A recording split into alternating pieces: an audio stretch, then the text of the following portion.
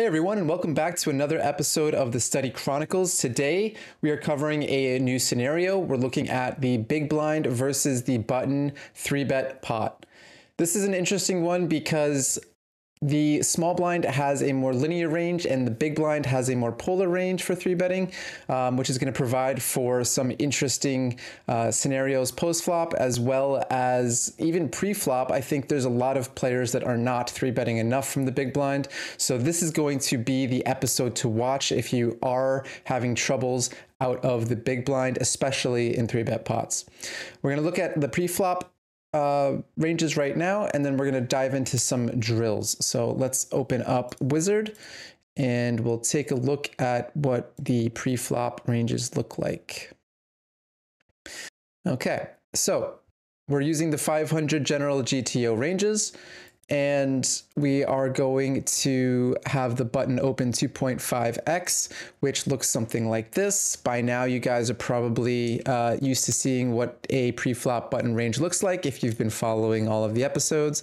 But the bottom ranges are Jack 3 suited, 10-5 suited, 5-3 suited, Ace 3 off, Jack 8 down to 9-8, and King 7. So these are the threshold hands in which it's pretty easy to, if you can remember these, you're opening everything better.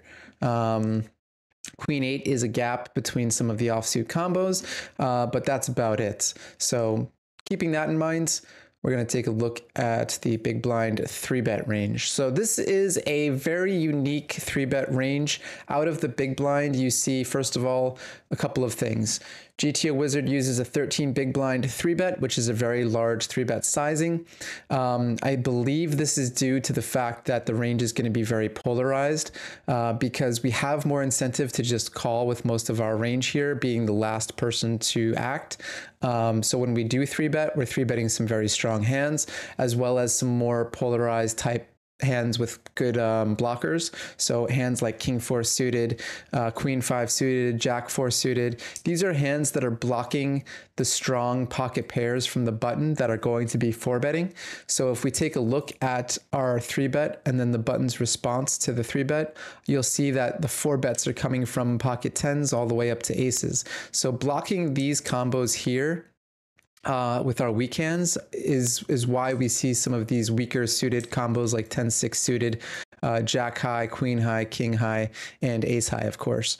So that being said, there's also some offsuit Broadway combos that have the same idea. We're blocking a lot of the strong pocket pairs. Also, high cards just play better in general. If you have a king suit, that's going to play better than a 7 high suit, for example. Less flush over flush scenarios, top pair is worth more. So yeah, it makes sense to have the weaker hands have some strong cards in there. And then our value range is going to be combos all the way down to 7s for pairs. The cutoff, as we saw in the small blind, was 6s, I think, was it? Yeah, 6s. So we're strengthening our range for pairs here from the big blind to 7s. So that's a good cutoff to remember. And then we have a lot of suited connected combos like 6-5, 5-4, 8-7. These hands play very well post flop. They have good polarized equity, meaning they can like really smash a board if they do hit, or they can completely whiff on like an ace high texture. And then you have some middling suited combos like 10-8 suited, 10-9 suited, Jack 10 offsuit, Jack 9 suited. Just some hands that have some blocker effects here, blocking Jacks and 10s, but also having some playability post flop. These hands are actually in a lot of different ranges for 3-betting out of the big blind, including MTTs. I've recently started studying MTTs as well, and I've noticed a lot of these combos when you're deeper stacked early on in MTT. So interesting to note that. And then some of the stronger hands you have for flatting, Ace Queen offsuit is a small frequency flat, but is mostly going to be a 3-bet. So when we're dealing with this 3-bet range, we are very heavy towards these Broadway cards and pairs with a scattering of these, blocker effect type hands that are going to either have some good removal effects or play very well post flop. So noting all of that, we did look at the button's continuing range for small blind versus button, but versus the big blinds, we'll just take a quick look and see where they might be capped. So where their lacking hands are going to be in the ace, king, king, king, ace, king combos. And there's still going to be some traps similar to the small blind scenario, where the button is going to call some aces, some queens, some jacks, some really strong hands, some ace queen suited, ace queen offsuit. And then if you do want to play a shove, you'll see some shoves from jacks and tens, ace king, ace queen, ace four, ace three. But for the most part, pretty similar range to continuing versus a 3-bet against the big blind as well as the small blind. So we'll keep that in mind of what their range looks like when we're facing it out of the big blind after we 3-bet. But for the most part, if you're the aggressor, worrying about what we're doing is going to be the more important thing at this point. So I set up a drill here, big blind versus a button. Let's get to it. We're going to start training. And the first thing we're going to do, look at the aggregated reports as usual. So what does our strategy look like out of the big blind in a 3-bet pot? Again, this is a very unique scenario. So I think we're going to see a lot of large betting out of the big blind because of our range construction is very polarized. I do know that, in fact, you do use a lot of 50 and 75% in a 3-bet pot from the big blind. So you can note here that the medium and large sizing is the most common sizing to use out of the big blind. Whereas if we looked at the small blind again, I think you'll see that the smaller bets are more often used, right? This has a lot to do with the fact that small blind is going to have a more linear range. A linear range is going to have more medium strength equity. It's going to hit more textures more often. So we're often using this smaller sizing, whereas the polar range is going to either, again, brick really hard on a board texture, or it's going to hit it very well. And so you see a lot of larger bets. You see a higher check frequency, a significantly higher checker frequency, I think. Let me see. So 30% check from the small blind, 34% check from the small blind. And then what is the check out of the big blinds? Yes, 46.4%. So significant difference here in check frequency, big blind compared to the small blinds. So as a heuristic, you're generally looking to check close to the most frequent. And then betting is going to be split between medium, large, and small, depending on texture. So knowing all of that, let's see what we're going to do here. We 3-bet with king 10, flop is jack 8-8. This is one of those scenarios that I know because I've studied a ton that we're using mostly a medium-sized bet on this texture. Anytime you have a lot of overpairs or connect really well with the top card, you're going to see a lot of half pot to large betting. So jack high boards, typically you're going to half pot because we have those ace jack suited, ace jack offsuit, queens, kings, aces type hands that have a lot of equity and a big advantage over the button. That being said, this is a paired board, so perhaps we're also using a bit of a small bet. But I do think that 50% is going to be the most common. In this scenario, we rolled high, so I actually want to look to check at some frequency as well. This board texture doesn't exactly give us a huge range advantage because buttons still should have pocket jacks, 8x pocket aces, as we've seen. So it's not like we have this big advantage here. However, this is a hand that can go either way. I think we can check. I think we can bet half pot. I'm going to check this time, but I do think we're mostly going to be betting this half pot sizing. And so we are. It is less of a check than I thought. I thought we would be checking a little bit more, but we are only checking 5% of the time. And then if villain does bet, this hand I think can mix between check raise or check call. I think this is not a bad one to check raise. Typically you want to be check raising flush draws that aren't dominated. So if we had like ace 5 suited here, that would be a pretty good check raise. King 10 suited, also thinking about showdown value, right? If you don't have as much showdown value, you're more likely to find a check raise. or if you have really, really bad showdown value, like let's say we had something like 7-6 of spades here, that hand might prefer check calling instead of check raising. Because even if you hit a pair like a 7 or 6, that's not going to want to really, get to showdown. So this hand is kind of in between, where it has more equity because of the overcards and has a lot of equity because of the flush draw. So I think this one could go into a check raise. And so it does 100% of the time. If we do check, we are going to check raise. Turn is good, picks up more equity. We block queen 10, we block 10-10, we block king. I don't think they have kings here. So we mostly just block the straights and the 10-10 and the 10-9 suited combos, which are all relevant for them continuing. So I think we can either bet 50 or even perhaps jam on this turn.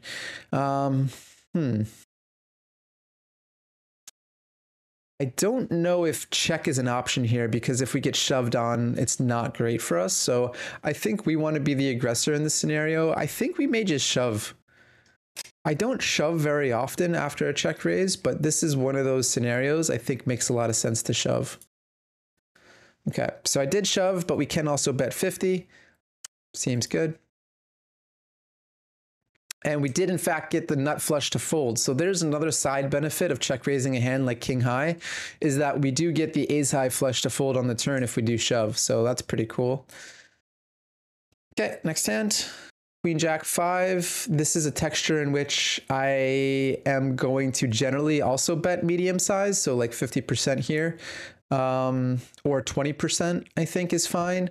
This particular hand doesn't really want to bet 3 streets, so that's another heuristic that always comes to mind when I'm deciding what to do. Do I want to bet 3 streets, or do I want to bet 1 street and give up? Do I want to bet 2 streets? What kind of hand strength do I have? That determines often whether or not I'm going to bet the flop at a full frequency or have a high frequency check. We rolled a low aggressive number, and I can see this being a bet at some frequencies, so I'm going to try using this small sizing. I think it's going to be okay on Queen Jack 5. Maybe I'm wrong. Maybe I should use 33, but I do think we can bet this hand at some frequency. Let's try. So yeah, bet 20 or check. That makes a lot of sense to me, because this is not a hand that we're really happy about on a Queen Jack board. However, there is some good blocker effects with this hand, right? We are blocking a lot of the strong King 10 suited, 10-9 suited, Ace 10 suited, etc., etc. Even the backdoor hearts we're blocking. So it's less likely button is going to raise. And so at any time you remove the potential of villain to raise in position, you can consider betting, because you're just having so many good outcomes for betting the flop, where maybe they fold ace high that still has equity against you. Maybe they fold some, hands that otherwise pick up equity on turn. Maybe something like king 9 of diamonds. I don't know. But the point is, it's not terrible to bet this combo with all of the blockers. And I think you'll see tens without the suits become more of a check, if I had to guess. Let's just see how far we can take this theory. No, okay, I think that's not correct. Maybe we need more. Actually, it does make sense that betting is even more pronounced with these combos, because we're actually blocking more strong combos of the Queen 10 suiteds, of the Jack 10 suiteds, that are going to continue. And we unblock the draws with the spade, or with the diamond and the club. So we unblock the weaker draws, which are spade draws and backdoor heart draws. So that actually does make sense that this one would be more of a bet than the other. So I had that backwards, but good to double check always. If you have an idea of a heuristic, double check it, make sure it's actually happening across the board. Okay. Once we get to turn, I'm always checking. And versus this large bet. So this is, again, now probably bad that we have blocks to a draw, so blocking 10-9, etc. So I'm just going to fold, perhaps, I think. Yeah. Looks like they used 5-4 as a bluff. Interesting. All right, next board. So this is a board that favors our range. However, we have a lot of medium strength hands. So when we 3-bet hands like pocket kings, like ace-5 suited, like queen-jack suited, all those combos, they're all going to want to check because, again, they don't want to bet 3 streets. However, when we do have a strong hand like ace-king, this one's going to want to go either small or large. I think bet 50 is the most common sizing here with ace-king on an ace-high board, but I think we have a full strategy of mixing check, bet small, and bet medium. Let's try bet medium this time. I did roll a 56.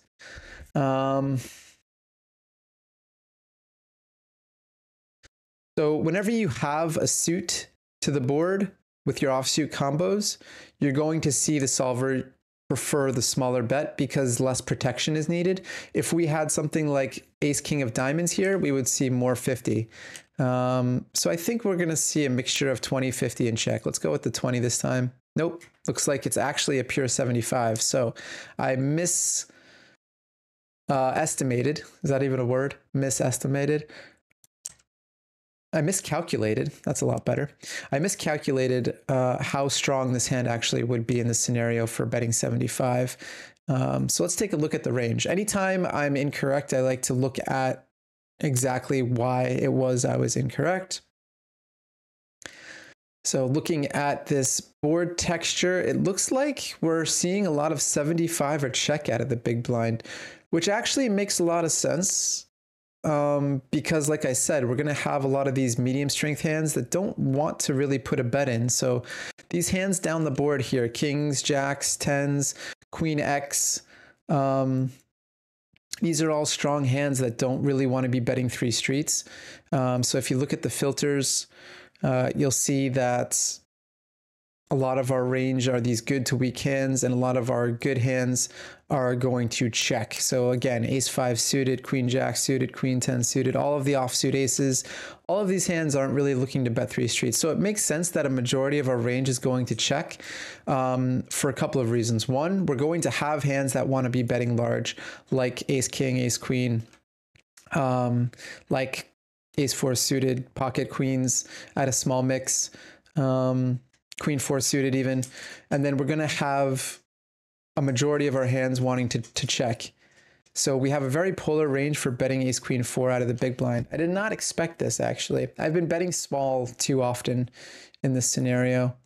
It's been a while since I've looked at a spot like this. What if we change the queen to something like, I don't know, let's say a 9?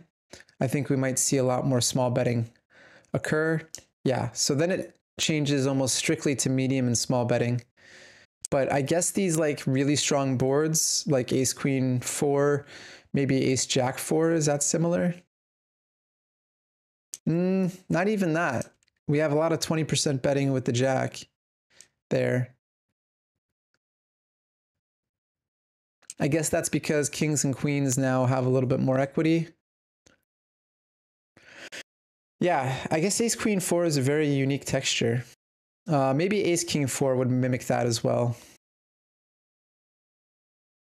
Yeah, we kind of see ace king 4 follow that same idea.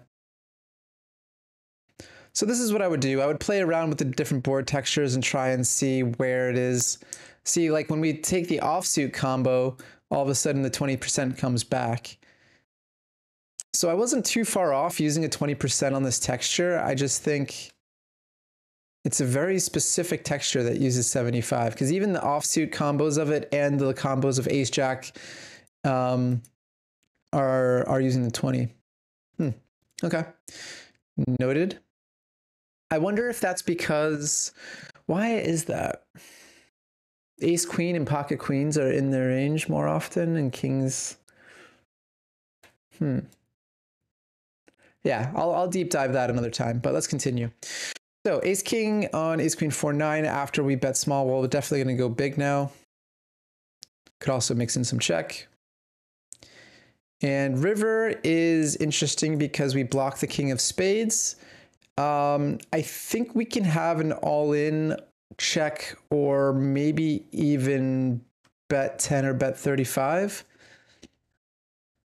I rolled a 97, which is very passive, but I don't want to check this back. So I think maybe bet 10 and bet 35 are an option here.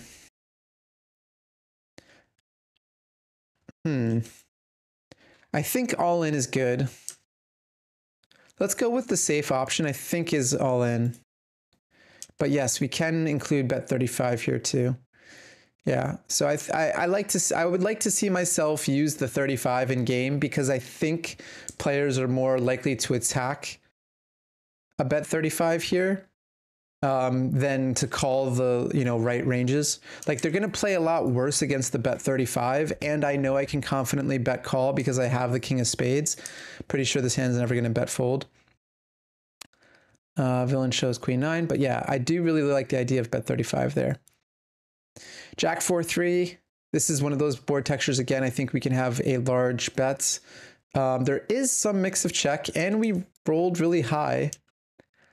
Let's try the check here. This is a good hand to check raise. When we have the king of spades, we're more likely to check because we need less protection. Again, if we have something like the king of clubs in this spot, we're going to see more bets. So we're going to check this time. And we do see that our strategy is mainly, again, bet 50 or 75. We see a lot of bet 50 or 75 out of the big blind, as we know. And then I am pretty sure we're going to pure check raise here, but maybe there's some slow plays. I think we'd rather slow play aces and check raise this combo. So we're going to go with a check raise. Looks like that's correct. And then on the turn, so we saw a jam last time we took this line. I think that might be part of a strategy, but I do think we want to split our range here between 50 and all in. Maybe some check as well. Do I want to have an all-in after check raising? This is not as good of a board to find jams on, so I think maybe we'll see bet 50 here. Ooh, check. Okay. Let's have a look at this spot. Did not expect it to be 100% check. I did think it was going to be a check at some frequency, but not a pure check. So a lot of checking that happens here after we get called. And then our two strategies are 50 and all in. This hand I thought would make sense to go bet 50, but it looks like we only want to do that with certain combos of kings and not others. Interesting. Okay. So if we're betting 50 or all in and we have a lot of check, I guess my hand is almost being played as somewhat of a trap. We do a really good job of blocking the strong Jack X combos. So it's harder to get paid by Jack X when you block them, which maybe is why when we unblock Jack X, so if we have a heart in our hand, that becomes better for betting. So we see that anytime we have a heart in our hand, that is in fact going to be a bet. That makes sense to me.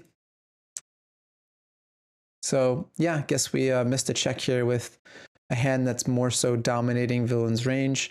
And then once we get to the river, I'm just going to be jamming here. There's no sense in trying to check at this point. But yeah, we do see a draw heavy hand, and that's going to happen when we block, like I said before, a lot of the Jack X. That can continue. All right, King Jack 5 board. This is a texture that really hits our range better. I think we're going to see all of the options here: bet 20, bet 33, bet 50, maybe even some bet 75. This particular hand I think plays well as either a check or bet 20. Maybe we can be aggressive with it as well. I'm going to go with the safe option, I think, which is bet 20, but that could be wrong. Okay, bet 20 is in there, and then we do see some bet 75. I am not using this bet 75 enough. I really need to incorporate this more in my big blind 3-bet range post-flop, this larger sizing. Makes sense, though. We have blockers to the strongest hands, as well as the Queen of Spades blocking a lot of continuing range for button, a lot of strong hands. So bet 75 here is good, and then let's take one quick look at the range and what they want to do with the range.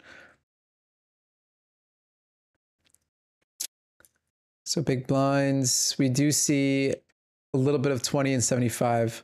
So we see this kind of trend occurring here where we either have a large bet or a small bet. So we have more of like a range type of bet and then a more polar type of bet. The polar type of bet is going to be fairly obvious most of the time. It's going to be, strong hands like pocket aces, ace king, king queen, king jack, two pair. And then we're going to see, I think, more of this good hands category that wants to bet 20.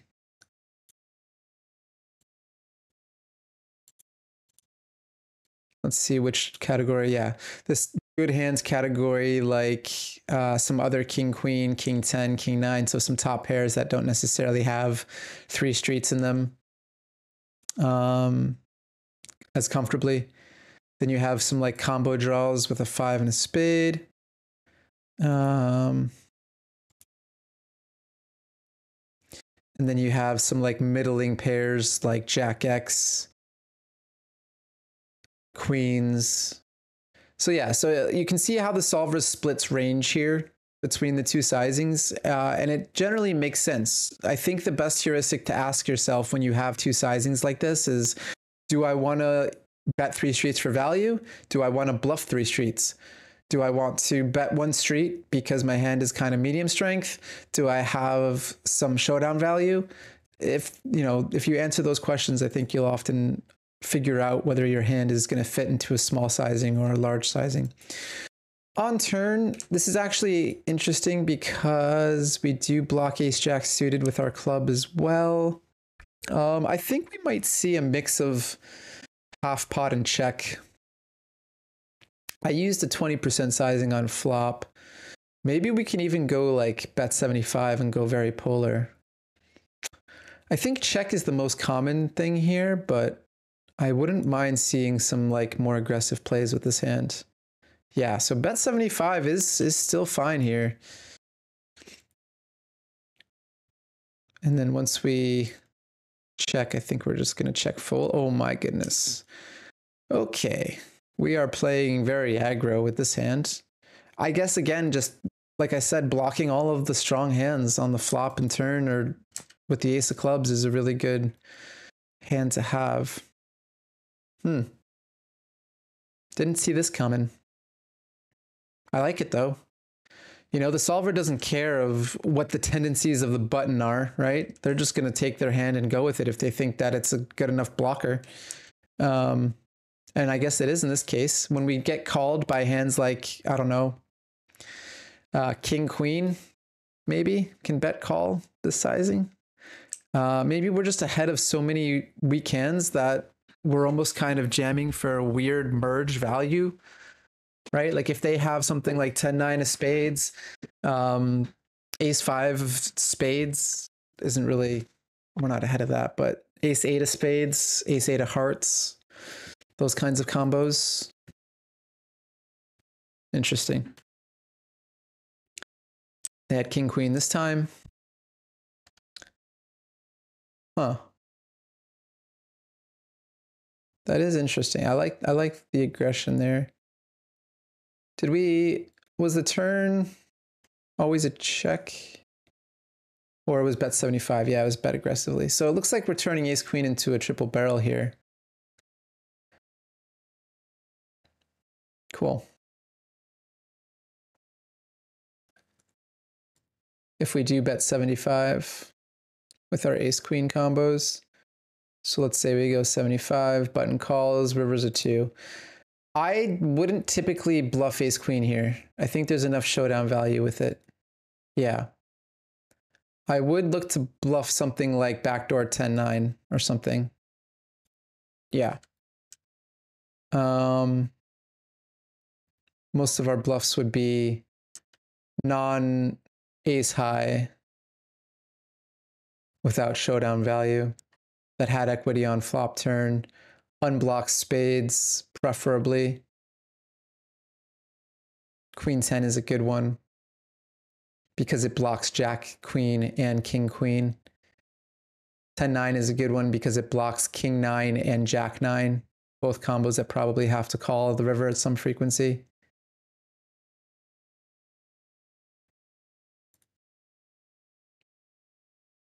Yeah, king 9, jack 9. So that's why you see 10-9 actually be a pretty good hand to bluff with there. Okay. Last hand, King 10 on a Jack 3-2. Typically a heuristic is when you don't have any of the suits on the flop and there's a flush draw out there, you can check. But I rolled really aggressive here, so I think bet 50 or check are fine. I'm actually just going to pure check here because I know that it's going to be a high frequency check if it is. Yeah, it's just, I think it's safer to just pure check in these spots when you don't have a suit. If I had a king of spades, or even if I had a king of hearts, I think we could see some mixed betting.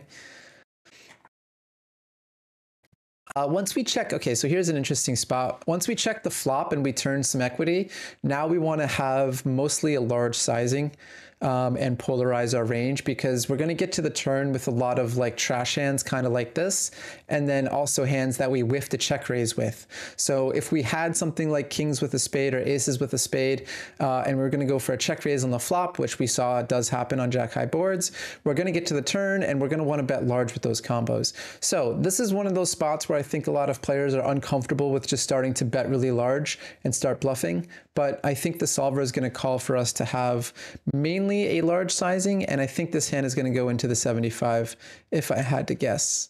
Nope, still too weak to do that. But let's take a look at what the strategy is, and we see that yes, we mostly have a 75 or bet 50 on the turn. We're not using these small sizings, which I see a lot from players. When it goes check, check and 3-bet pots, they start betting small. Maybe they're doing it as an exploit, but typically you want to have a medium or large sizing on the turn. And I guess we want to have more equity. We don't need to go as bad as this hand. This is a really bad hand on this texture. So I think we're going to see mostly the spades or hearts draws instead be put in there. So if we look at the trash and weak hands and we select the betting, we'll see that most of our hands are going to be either an open-ended straight draw or something with hearts or spades. And the solver, like I said, is always going to pick the higher equity hands as their bluffs if they exist. Again, open-ended straight draw, spades, spades, hearts, spades, hearts, spades, hearts, open-ended straight draw. You get the idea. Cool. All right. Our bluff worked that time. That's going to wrap it up for this episode. I hope you guys enjoyed the big blind versus the button. It is a really interesting scenario, which is one that I really like drilling. It's one that comes up often. And as you know, it is one of the most important spots in 3-bet scenarios other than the small blind versus the button. So it's a good one to practice. It's going to help you improve your game, not only in online poker, but live poker as well, because you're going to be playing the big blind a lot versus a lot of different players. So it's good to drill this one. All right, guys, if you enjoyed this, please like and subscribe. It'll help support me make more content. I will see you guys in the next one.